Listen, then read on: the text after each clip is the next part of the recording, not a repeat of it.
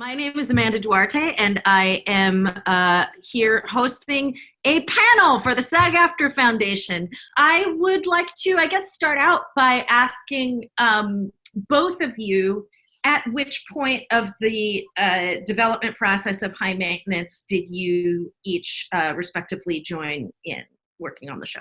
A little later than Emmy, but during the web series. Emmy, you go first. You were there first.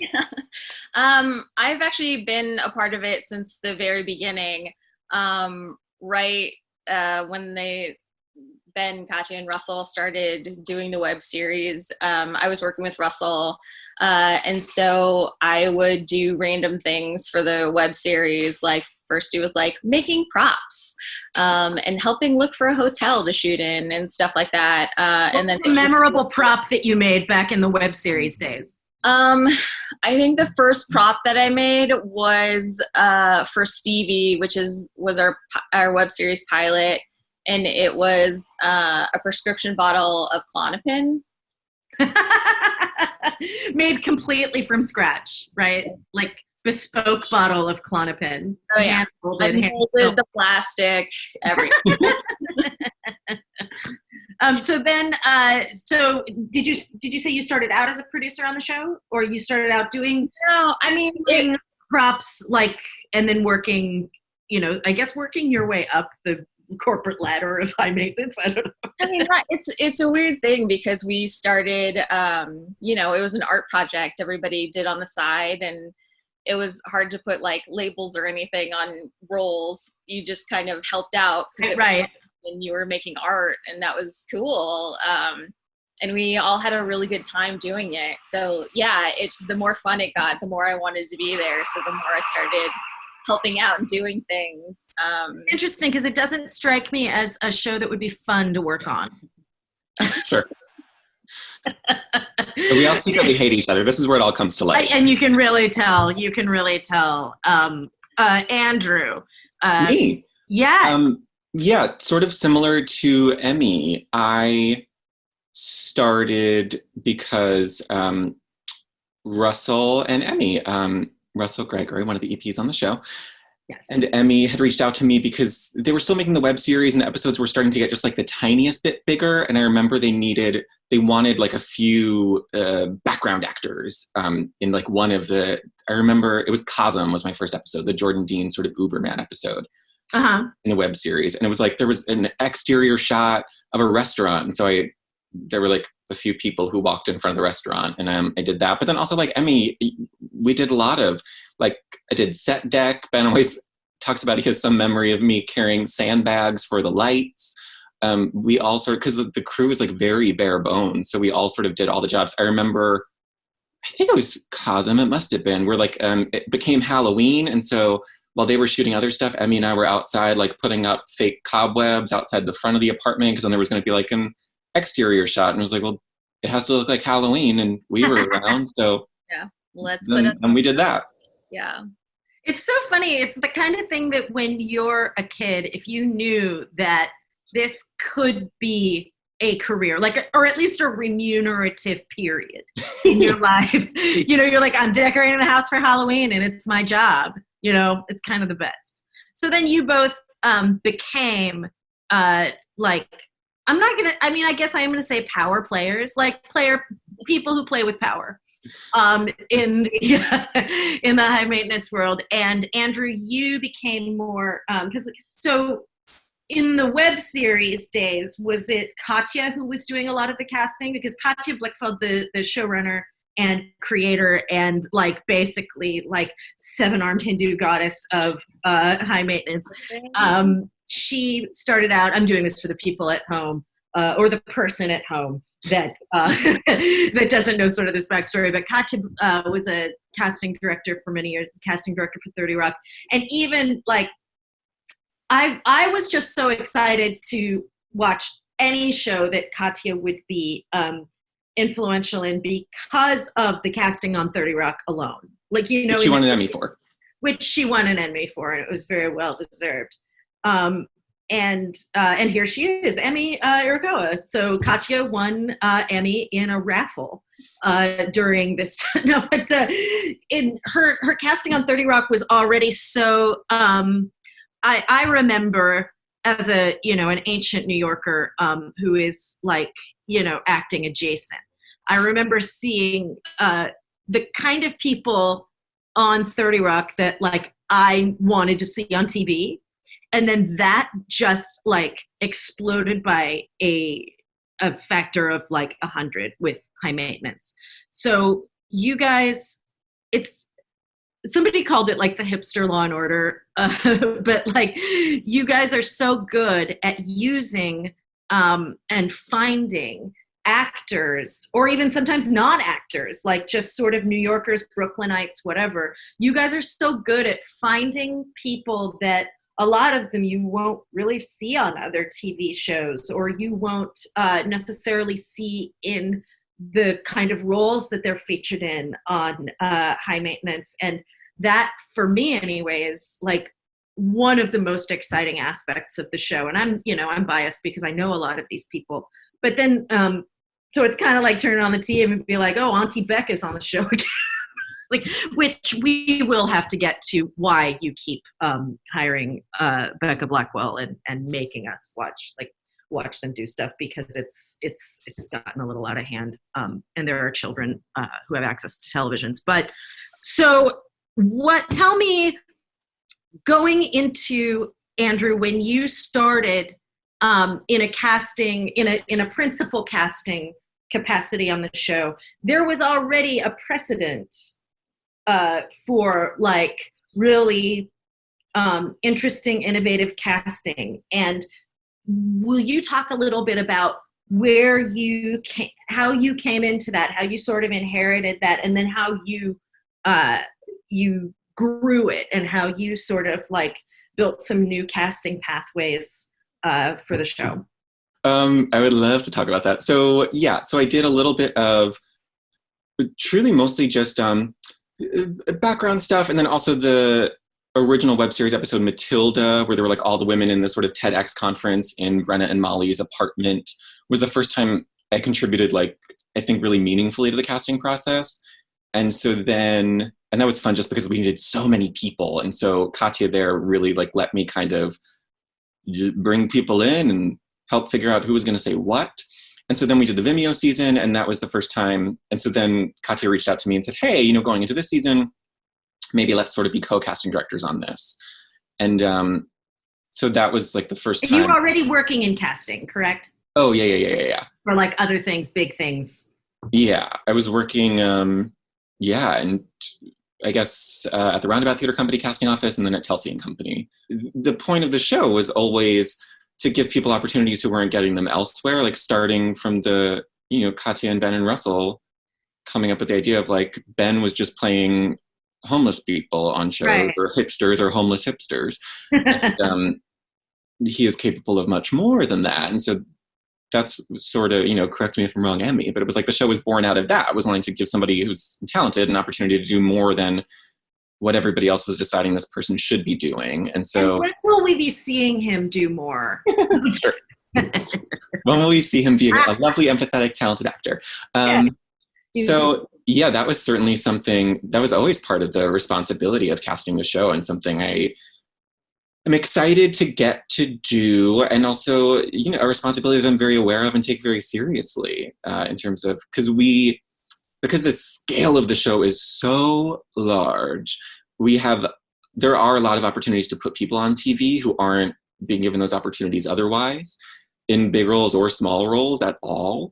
So yeah, that's something I think about constantly, and that all of us, part of the casting conversation always is, like how much fun it is to get to do that.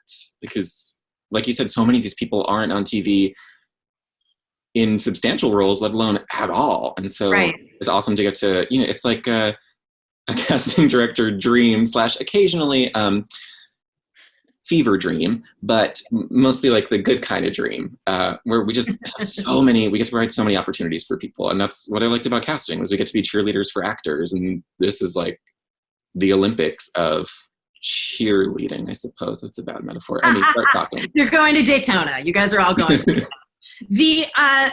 The thing that you just said, that the scale of it is so large, and it's funny for a second that like it hit me funny because I think of the show as actually this very, not a small show, but a very deep show. You know, like the worlds that you guys focus on and you go very deeply into are just sort of people's everyday sort of small worlds, you know?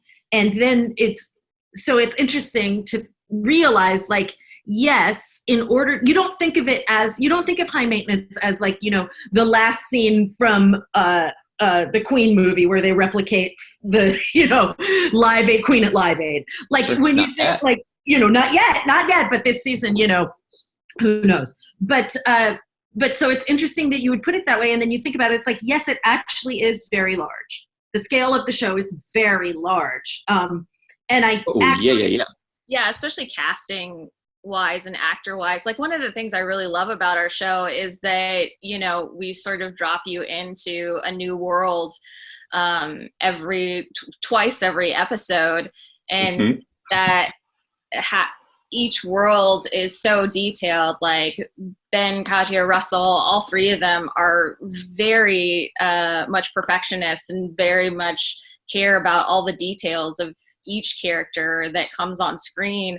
And so it's nice, like every single story has a real chance for someone to play like a very detailed, deep character. And the kind of character that like you don't see on TV a whole lot per se, you know, like but also I think to Emi's point, a character who's like afraid of touching people on screen, you know, like these characters are very interesting and they're very so many of them are so New York specific as well.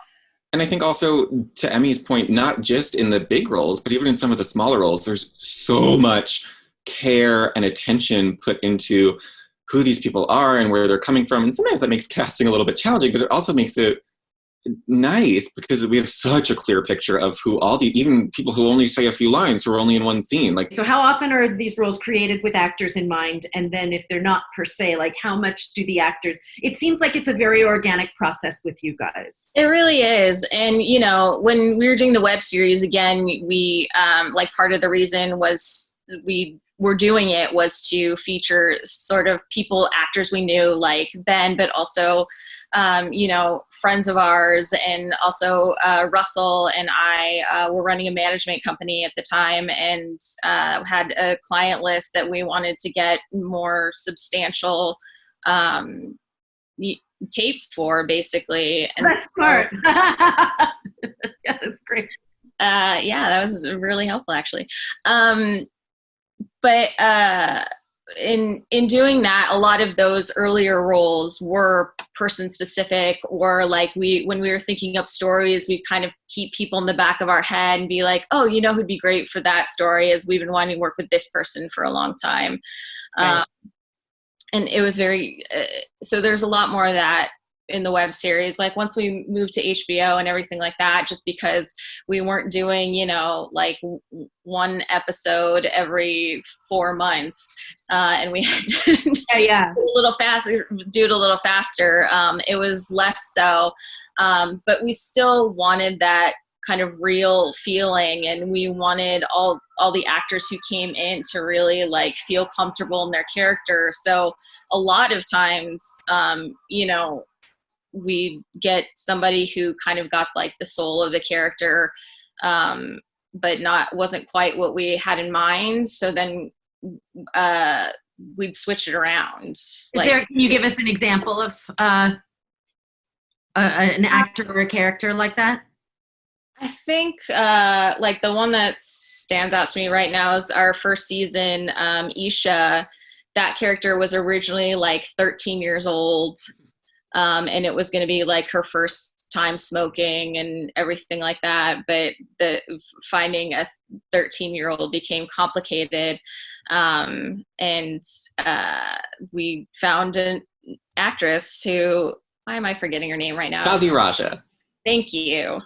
Who was wonderful in her audition and who was very young looking, but could not play a 13. And so instead we sort of redid the part to sort of reflect her life, which is, you know, a young woman who's in college and who was originally from like Texas and is now staying in New York because of school and stuff like that.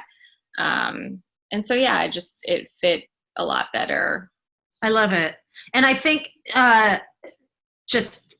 I'm friends with Michael Cyril Creighton, and I think that when a lot of people think of this show, they think of his character. They think of his character starting in the web series, and then how he's sort of come and made appearances, some large, some very small, in subsequent episodes. And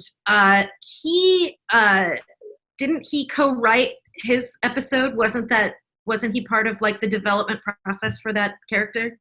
Yeah. That was very magnanimous. No, I think that's because I don't think that really happens anymore in the series, does it? Where like actors will be part of the development, like script and sort of development process for their characters, or does it? I mean, not so much as like, again, the web series, it was sort of like all hands on deck, like everybody like do some stuff. Right. But you know, as we got more into the show on HBO, there, you know, while there are things that are very important to each character, you know, whether like the writer thinks they're important or, you know, our EPs think they're important, there are a few things that kind of stick, but like everything else is sort of in conversation.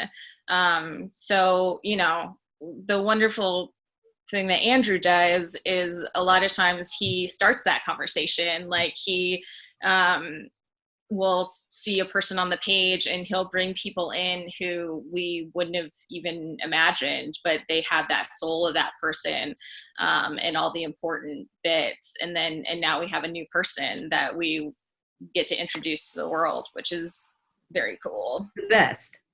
Yeah, I'm always aware of how lucky I am to work on this particular show with these people who I've known for so long. Like even before I started working on the show, I knew these people socially.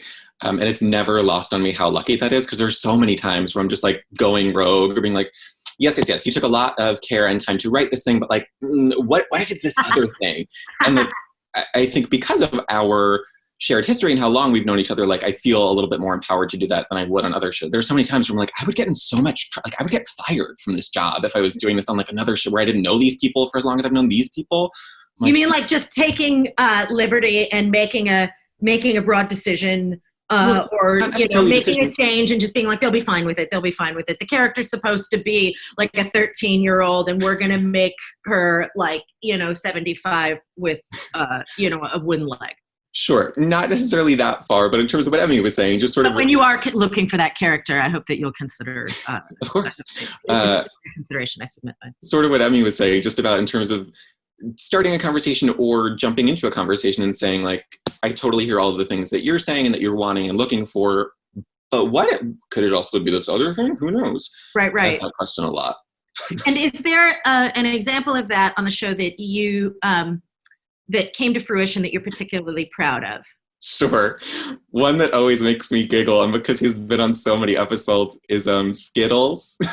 Emmy knows. I know exactly what you're going. Yeah.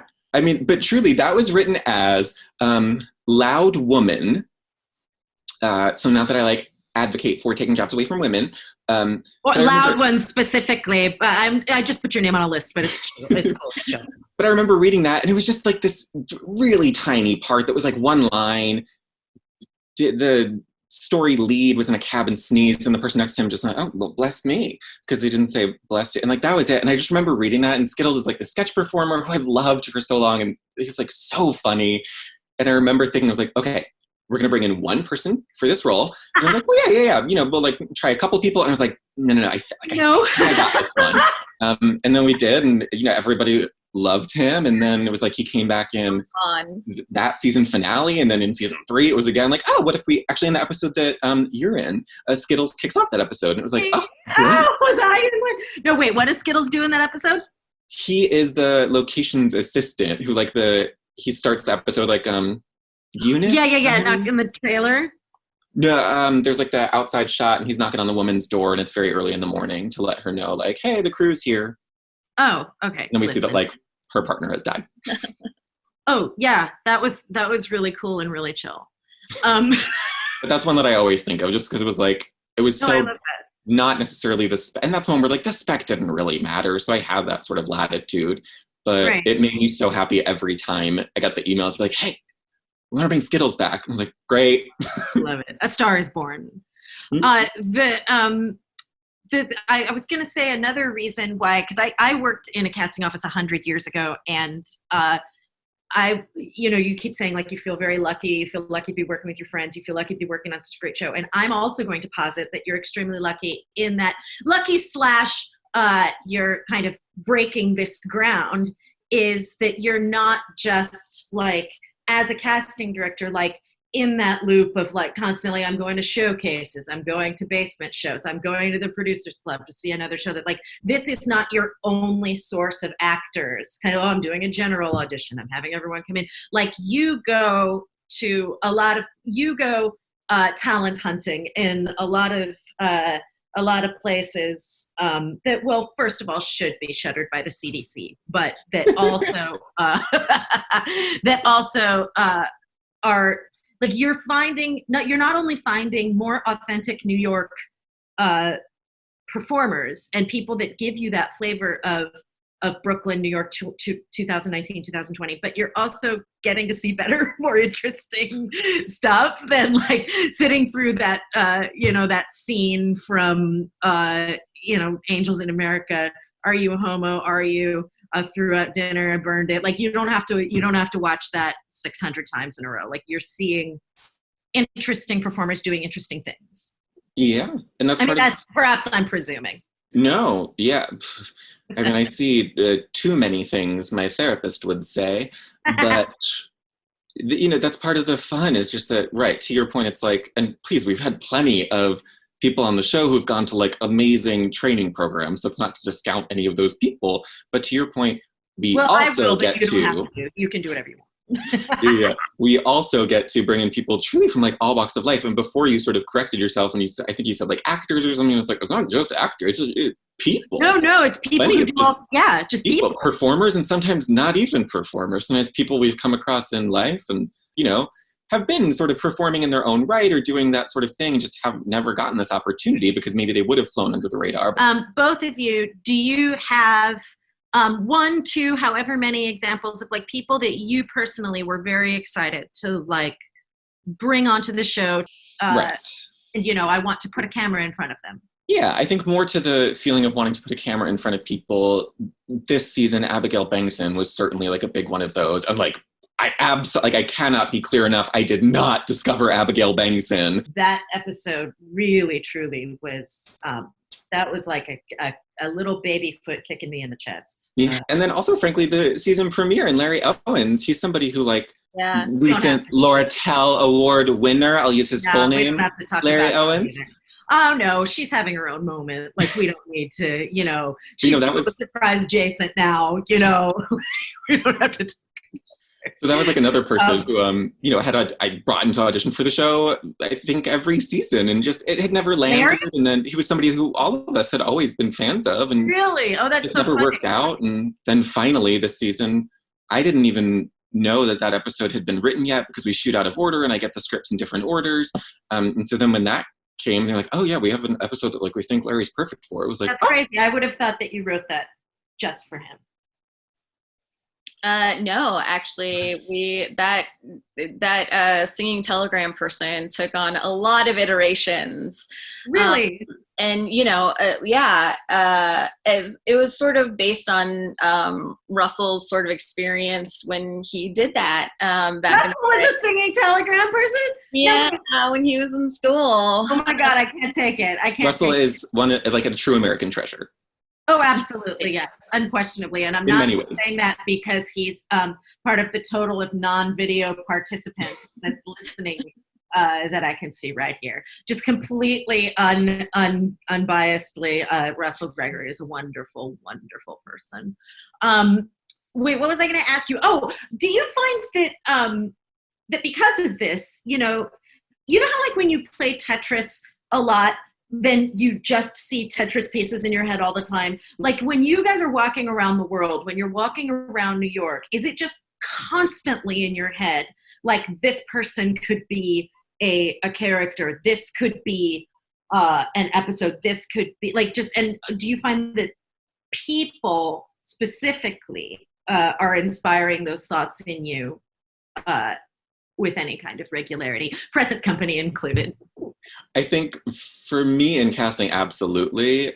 It's a challenge to turn that part of my brain off, but it's like part of the fun of the show is that we have, like we've been saying, so many opportunities to give people that, like, we need people for all different sizes of roles and from all walks of life. And so that's kind of part of the fun, is that I get to meet people truly from anywhere. And we do a lot of casting via our friends on Instagram and just reaching out to people who I don't know and being like, hi, I'm the casting director for High Maintenance. Would you want to audition for this thing? And again, like, they're all performers who always write back and are like, oh my gosh, I would love this kind of opportunity to pursue this. And then Emmy, do you want to talk about from the like producing writing standpoint?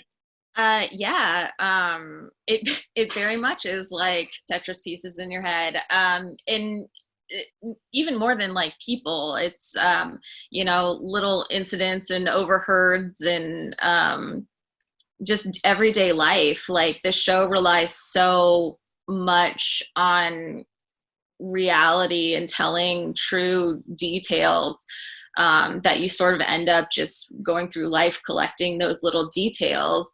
And like I think the magical thing that are all of our writers, but Katja, Russell, and Ben especially have, is to like curate all those little details that they pick up through like their own lives or their own histories. And I was just going to say, further to Emmy's point about that, how so many of the things are informed by these people's real life experiences. Part of the fun in me getting the script and having to cast the show is it's like we were saying before, it becomes so detailed. I think one of my favorite things I've seen in a script so far was there was a character who had one line, who was named, also so many of our characters have names, which is amazing. And his name was Keanu, and he was noted as Keanu, a blonde passerby, and then only had one line. And I was like, it's just like those kinds of things always make me so happy in reading a script, because it goes back to the empathy that, is infused through the whole thing of like, even this character who has one line has a name and a little descriptor. Yeah. Blonde, I mean, it could be a little more inclusive than that, but it's a start. It's a start. Like, let's talk to you guys about increasing the diversity on your show. Like, I don't think I don't think that would be possible. I have a couple more questions and then we have to wrap up. These are things that just I'm interested in. Have you ever cast someone who it turns out is like prudish about marijuana use? Like they get on set and they're kind of like, I'm not really comfortable with this. Not in New York. Okay, cool. Well, everybody sort of knows going in, or do enough research going in to know what our show is about. And so, right, which is nudity. Well, and also part of the conversation. Full frontal nudity. I mean, I was going to ask about the nudity too, because you guys do nudity better than like anyone.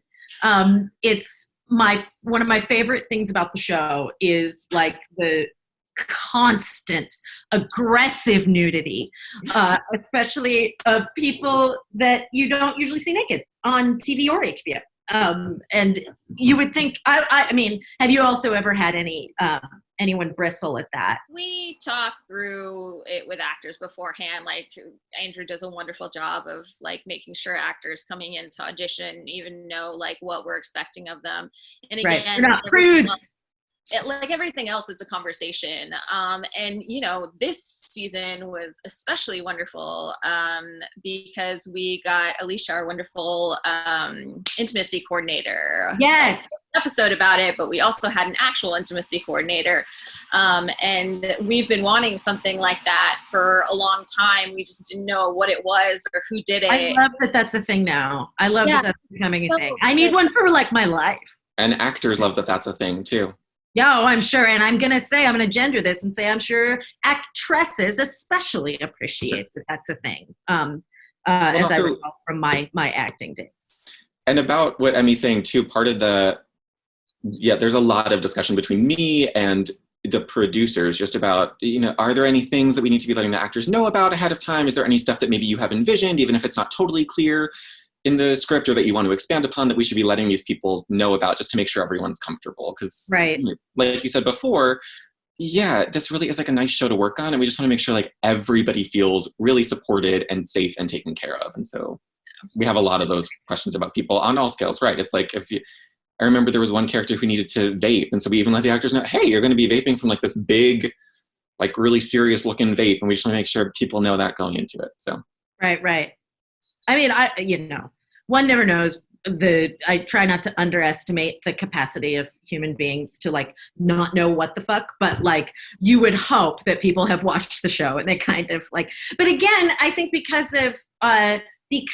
the approach of the show is always so empathetic and always so grounded that like there's nothing gratuitous on your show. None of the nudity is gratuitous, and frankly, that bothers me. I prefer really graphic, gratuitous nudity. So let's see. It's we're gonna wrap it up pretty soon here. Look, I'm so bad at this that I keep like adjusting my look like one of those magic eye things. So what's a good like closing question or something? Is there something that I have not asked you about casting? The casting process for High Maintenance that you would like to make sure that the SAG-AFTRA Foundation audience knows? I don't know. I think you've done a really great job moderating. I do think the other thing... But like, let's try to keep the focus on the work. Sure. I will say the one thing that you and I had talked about that I just like talking about so much is that I think like as a queer person who gets to be in charge of the casting of a show that looks like this, especially, is just a delight. And it's so nice to, I just mentioned we want all these people to feel safe and supported and comfortable. And I'm just constantly aware of how nice it is to be able to like reflect back to people that somebody that looks like them is not just in the room, but also like in the room in a really important and meaningful way. And so that's always nice, because a lot of these people, like I said, this is either their first time auditioning or they haven't auditioned in years because they're not getting these opportunities. And so it's nice to get to watch people come in and then see this. Yeah. Like, oh, great. And especially on our show, which like you said, is so grounded and realistic. And a lot of times we're asking people to do like extremely vulnerable things. And I remember there was one scene in the Becca Blackwell episode, especially, like so many of those characters were so vulnerable. And so there were a lot of queer people auditioning for those roles. And I remember so many actors just expressing gratitude that they get to do that kind of thing for somebody who looks like them. That episode is so good too, by the way. Like, and the whole show, the whole series, web series, etc. Like, there is such a queer aesthetic to it, and I mean, not just queer in terms of gay, but queer in terms of just like queering as a verb. Like, you guys are like queering television, or HBO. Sorry, it's not TV. Emmy, anything that you want to add? Yeah, I mean, to echo that, in a similar experience, as a person of color, I like that we get to show a lot of colors on our show. And, representation does matter so much. I've heard that. I don't know. I mean, I think the jury's probably still up.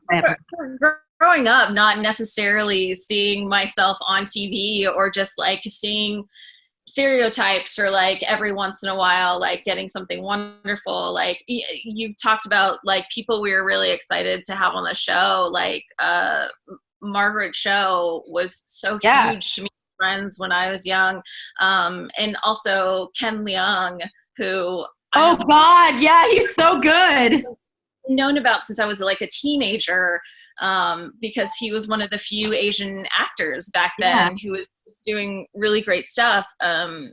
Just to have him on, but and stuff like that, not like specific just specific to me, being an Asian background, but just like all being able to portray all different types of backgrounds, and having the ability to feature that diversity in such a detailed way. To your point about the care and the diversity that we bring into even like less substantial roles, the thing that I like about what Emmy's saying in terms of getting to put diversity at the forefront, what we also get to do on the show is put diversity at the forefront in roles that are not exclusively defined by their identity. We're just yes, that was what I was trying to say, and you said it really well. Yeah, like you gave the example of like, why can't this barista be trans? Right. Like, you know, my barista's trans, truly. Like, you know, so, and it is those details that without a truly queer eye, is that trademark? Do I have to pay to say that? But without a queer eye like that, even those little details would not fall into place. And then the texture of the show would not be the same.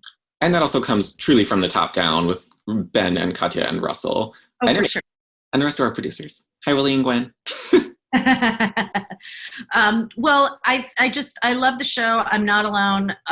People, I mean, I guess my, what I have to report is like almost all of the guys I've met on Tinder really love High Maintenance and really are very impressed when I tell them that like I've been on it and that like I have friends who work on it. So thanks, guys, for making me look cool. And again, just like, thank you. I truly think that what you guys do with this show is important and great.